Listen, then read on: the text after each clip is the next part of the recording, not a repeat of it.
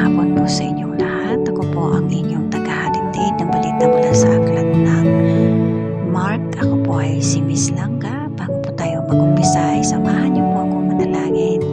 Ama namin, sumasalangit ka sa mga tahi ng ngalan mo. Mapasa amin ang kaharian mo, sundin ang loob mo dito sa lupa para nang sa langit. Bigyan mo kami ngayon ng aming kakanin sa araw-araw at patawarin mo kami sa aming mga sala para na pagpapatawad namin sa mga nagkakasala sa amin at huwag mo kaming ipahintulot sa tukso at ianya mo kami sa lahat ng masama. Amen. Mark chapter 6 verse 1 at hanggang ano po to? Ito po ay napakahaba hanggang 56 po. Bago po tayo mag-umpisa ay pagpalain po kayong lahat at makinig po kayo. Mark chapter 6 verse 1. At umalis siya doon at napasa kanyang sariling lupain at nagsisunod sa kanya ang kanyang mga alagad. At nang dumating ang Saba ay nagpasimulang magturo sa sinaguga at marami sa nagkakarinig sa kanya at nagtataka na nagsasabi, saan nagkaroon ng tao ito na mga bagay na ito? At anong karunungan ito na nasa kanyang ibinigay sa anong kahulugan ay gayong mga kapangyarihan gawa na ginagawa ng kanyang mga kamay?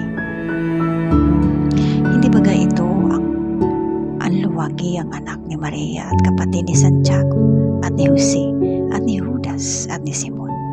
At hindi baga nangaririto sa atin ang kanyang mga kapatid na babae at siya ay kinatitisuran nila? At sinabi sa kanila ni Jesus, walang propetang di may kakapurihan liban sa kanyang sariling lupain at sa gitna ng kanyang sariling mga kamag-anak at sa kanyang mga sariling o sa kanyang sariling bahay. At hindi siya nakagawa doon ng anumang makapangyarihang gawa liban sa ipinatong niya ang kanyang mga kamay sa ilang mga may sakit at ipinagiling sila. At nagkikilalalas siya sa kanilang di pananampalataya at siya ay lumibot na nagtuturo sa mga nayong na nasa paligid-ligid. At ipinalapit niya sa kanya ang 12 at nagpasimulang sinugo sila sa dalawa at binigyan nila sila ng kapamahalaan laban sa mga karumal-dumal na espiritu. At ipinabili niya sa kanila na huwag silang magsipabaho na anuman paglakad o sa paglakad kundi tungkod lamang, kahit tinapay, kahit supot ng ulam, kahit salapi sa kanilang supot. Dapat gumamit ng mga sandalyas at huwag magsuot ng 2 tunika. At sinabi niya sa kanila, saan man kayo magsipasok sa isang bahay, mangatira kayo roon hanggang sa kayo'y magsialis doon. At sa alin mang dakong hindi kayo tanggapin at hindi kayo pakinggan, pag-alis ninyo'y doon ipagpag nyo ang alabok na nasa ilalim ng inyong talampakan bilang patutuo sa kanila. At sila'y nangagsialis at nagsipangaral na magsisisi ang mga tao o palabas na maraming demonyo at pahid ng langis sa maraming may sakit at ipinagaling sila. At narinig ng Haring Herodes sapagkat nabantog na ang pangalan niya at sinabi niya si Juan na mga magbabautismo ay nagbangon sa mga patay at kaya sumasa kanya ang mga kapangyarihan nito.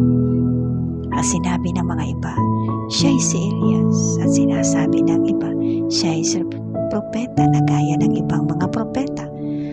Tatapot ng marinig ni Herodes ay sinabi, si Juan na aking pinugutan ng ulo, siya ay nagbangon. Sapagkat si Herodes din ang nagsugo sa mga kawal na nagpahuli kay Juan at nagpatinikala sa kanya na sa bilangguan dahil kay Herodas na asawa ni Pilipo na kanyang kapatid sapagkat nangasawa siya sa kanya. Sapagkat sinabi ni Juan kay Herodes, hindi matuwid sa iyo na iyong ariin ang asawa ng iyong kapatid. at ipinagtanim siya ni Herodes at hinahangad siya ipatayin at hindi niya magawa. Sapagkat natatakot si Herodes kay Juan, palibhas ay nalalamang siya ay lalaking matuwid sa banal at siya ay pinagsanggalang niya. At kung siya ay pinakikinggan niya ay natitilihan siyang mainam at pinakikinggan na siya na may galak. At nang sumapit ang isang kaukulang araw na kapanganakan niya ay ipinaghahanda ni Herodes ang isang hapunan, ang kanyang Maginoo at ang mataas na kapitan at ang mga pangulong lalaki sa Galilea. At nang pumasok ang anak ng babae ni Herodias ay sumayaw at siya ay kinalugdan ni Herodes. At ng mga kasalo niya ay nakaupo sa dulang at sinabi na ang hari sa dalaga, hingin mo sa akin maibigan mo at ibibigay ko sa iyo. At ipinanumpa niya sa kanya, ang anumang hingin mo sa akin ay ibibigay ko sa iyo, kahit ang kalahati ng aking kaharian. At lumabas siya at sinabi sa kanyang ina, ano ang aking hihingin? At sinabi niya, ang ulo ni Juan, ang mga pagbabautismo. Pagdakay pumasok siya dali-dali sa kinaroonan ng hari at humingi na sinasabi, ibig ko na ngayon din ibigay mo sa akin na nasa iba na isang pinggan ang ulo ni Juan Bautista.